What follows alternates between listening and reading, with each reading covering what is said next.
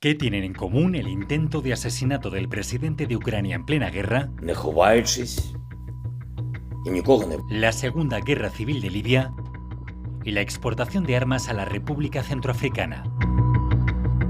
Todos esos hitos cuentan o parecen contar con un actor en común, el grupo Wagner. Una empresa militar privada rusa que a priori, y como defiende la Federación Rusa, es parecida a otras organizaciones paramilitares, como la americana Blackwater. Pero todo hace pensar que este grupo de mercenarios es mucho más oscuro. Queda muy claro que la mayor parte de las misiones y de los contratos que han forjado consistían en dar apoyo a estrategias de penetración exterior de las autoridades rusas o dar apoyo a empresas rusas que tenían claras conexiones con el Kremlin.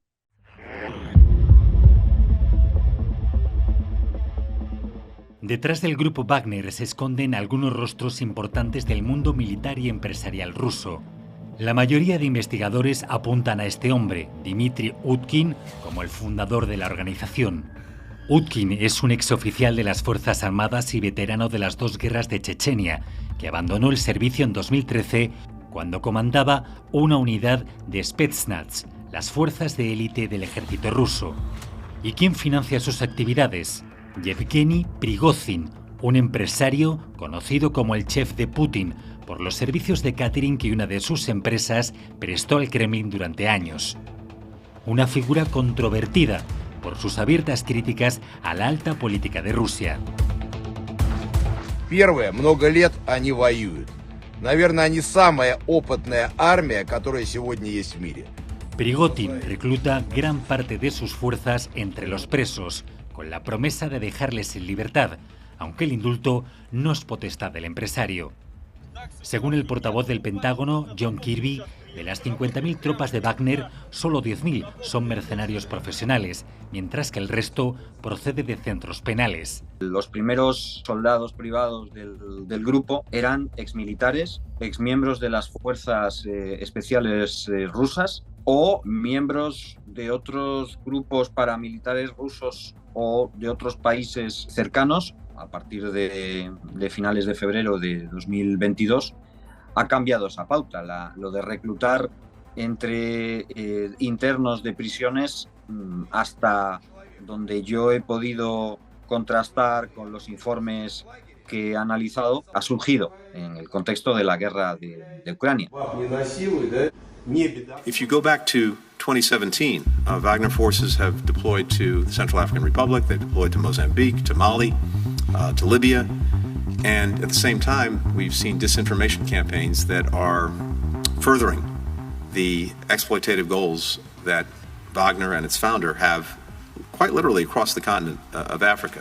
La trayectoria de este grupo comenzó en Ucrania, coincidiendo con la invasión de Crimea. En 2014, unos 1.500 efectivos participaron empotrados en batallones de las milicias separatistas del Donbass y junto a militares rusos. También se dedicaron a entrenar y formar a las milicias separatistas.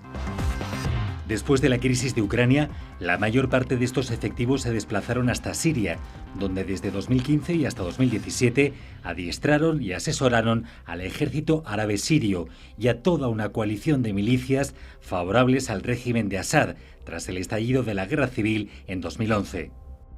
Después centraron sus esfuerzos en obtener jugosos contratos de seguridad para proteger infraestructuras y personal de grandes empresas energéticas o mineras. De forma prácticamente idéntica, mercenarios del grupo Wagner, junto a fuerzas especiales rusas, entrenaban al Ejército Nacional Libio durante la Segunda Guerra Civil de este país desde 2017 hasta 2021, cuando se decretó un alto el fuego. Igual que en Siria, después se centraron en los contratos de seguridad de grandes empresas. Tras el repliegue de Libia, los efectivos del grupo Wagner se dispersaron por varios países de África, donde defendieron los intereses políticos de Rusia por la vía militar o mediante la propaganda. En la República Centroafricana han llegado a ser acusados de cometer crímenes de guerra y en Burkina Faso existen indicios de que participaron activamente en un intento de golpe de Estado.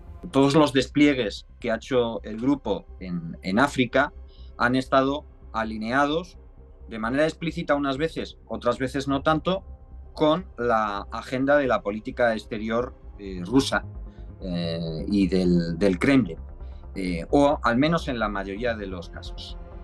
En 2022, el grupo Wagner también participó activamente en varios escenarios de la guerra de Ucrania, como Bucha o Bakhmut.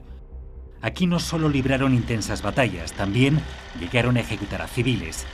Antes de la invasión, se especula con que fueron enviados a Kiev con orden de asesinar al presidente Zelensky.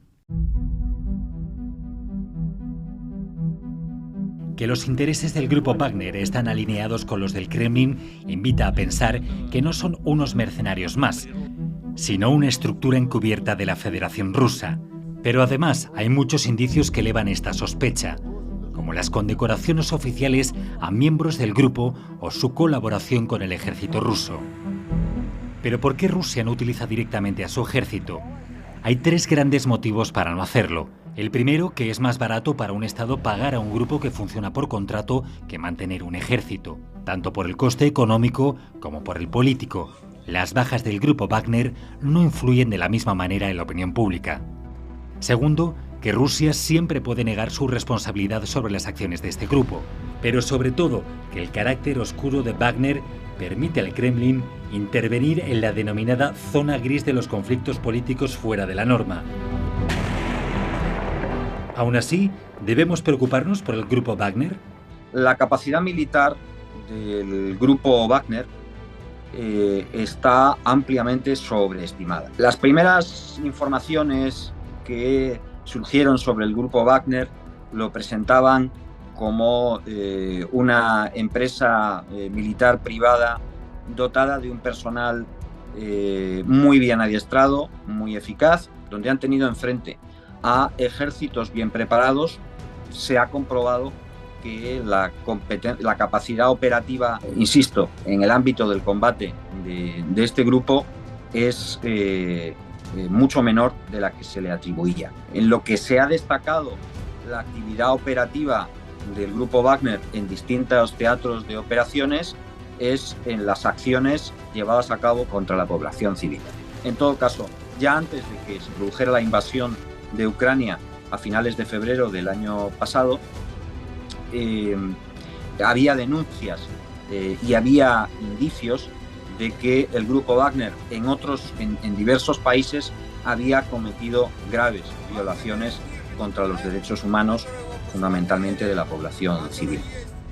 Я вам говорил в свое время, мне нужны ваши криминальные таланты, чтобы убивать врага на войне.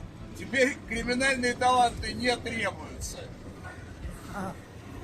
Постарайтесь максимально помните о том, что не надо в лагерь возвращаться. Чтобы попасть к нам на войну, опять не обязательно садиться.